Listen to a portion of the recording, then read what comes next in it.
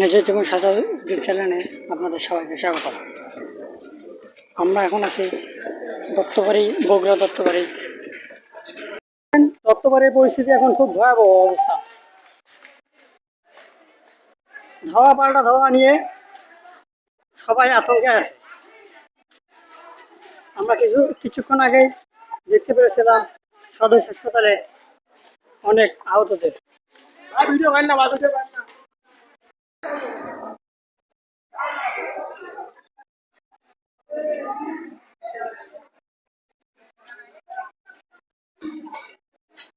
দত্তবাড়ির পরিস্থিতিটা অনেক খারাপ দেখা যাচ্ছে।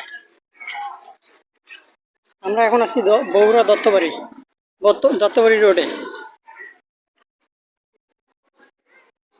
আপনারা দেখতেই পাচ্ছেন অনেক লোক সঙ্গম, সবার হাতে লাঠি ছোটা।